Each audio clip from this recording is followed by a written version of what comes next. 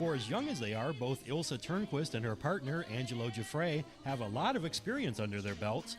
Ilsa's parents are both actors, and in her short career as an actress, singer, dancer, she's performed on every major stage in the area.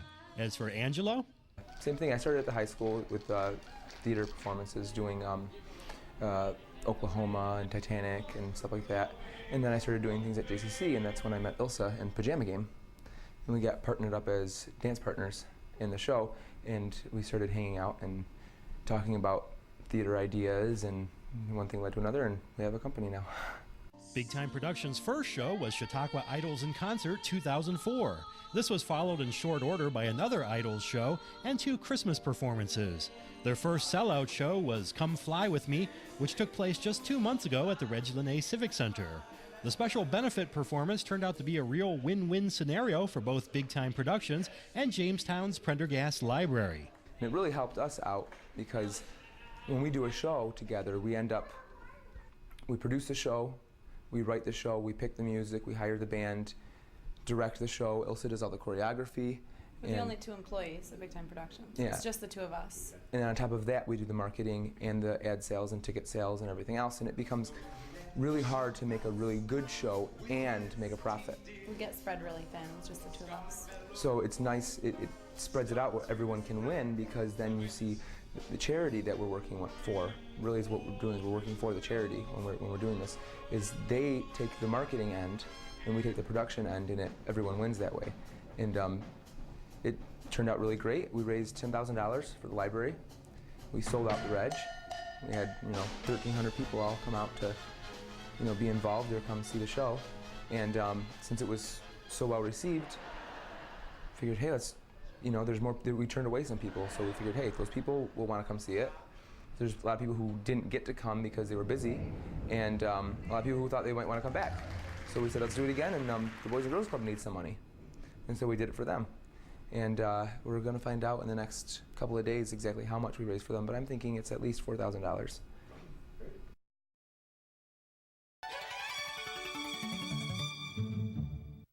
Big Time Productions' recent Come Fly With Me programs both proved to be smash hits with local audiences. Obviously, the whole big band, Frank Sinatra, Dean Martin type of thing hasn't lost its appeal just yet. But you might well wonder why 2 20-something performers would be interested in a musical style that dates back some 40 to 50 years. Well, we've been wanting to do big band for a while. We both have a deep love for that. I think we were born in the wrong era. We both have I've always been interested in that kind of music, and the Glenn Miller Orchestra and that kind of sound. And he really got into Louis Prima. Yeah, he's my idol. And we like to swing dance as well, so that kind of that music suits that kind of thing. Angelo and Ilsa say that a crucial part of their big band show's success has been the phenomenal playing of John Cross and the Babalu Swing Time Orchestra. We've worked with John Cross in the past. Quite a bit. And it was his was the band that I performed with during Stock Lake Idol. So we've usually contracted him for most of our shows, and he's put together a small ensemble of some sort. And so we went back to him to put together the big band, and he performs with big bands elsewhere, and so we knew he would be a sure thing, that he would do a great job. Big Time Productions has also formed their very own dance troupe made up of talented local dancers. We're doing We decided we wanted to have kickline dancers, just to spruce up the show. And I've been dancing most of my life, so that was something I thought, hey, I could do choreography. This will be a really fun project to get involved in. We went and bought these little red dresses over here, those velvet dresses, to put the girls in, and we rehearsed many hours. The girls were all volunteers. And what about this guy? Hello? We came up with the idea of putting him in the show less than 2 weeks before the show. We made him watch Dean Martin and Jerry Lewis movies and the old Colgate Comedy Hour over and over and over again until he got the voice right, and we just kind of threw it all together, and it came out really well. And that's kind of how we find most of, even the girls, the Reg Linnettes and all of our cast members. We don't usually have auditions. We just go around and scout them out. We see someone and we think, they'd be good for this kind of thing. And a lot of times that's how we write our shows, is based on who's available. Yeah. The talent in the area, and everyone that performs in our shows is local talent. As mentioned in part 1 of our profile, amazingly, Big Time Productions has only been around since 2004.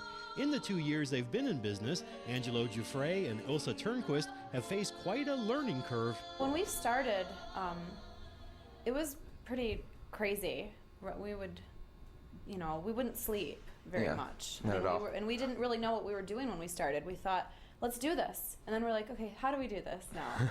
And we weren't really sure about how to go about any of it. But we thought we knew what the end product that we wanted, and we just figured out how to do it. And since then, it's been fine-tuning, figuring out how to allocate responsibilities to other people so we can actually sleep before a show.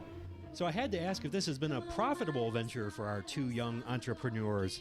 I think we lost some money on our first few projects just because we weren't real sure what we were doing, but we kept plugging away. We gave ourselves a goal. We said, let's keep at it because we're going to figure it out.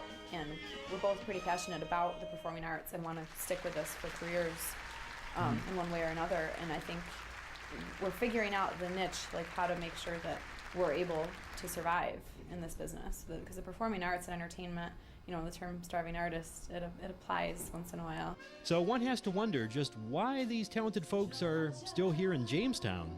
We both love Jamestown. I mean, it's a great place. A lot of people talk about Jamestown and they say there's nothing to do here. And I think, the night that we had our show just this last Saturday there were 5 or 6 other things going on, different events, and I thought, boy, there's just tons of stuff to do, and it's so good for the morale of the community. It's an uplifting thing.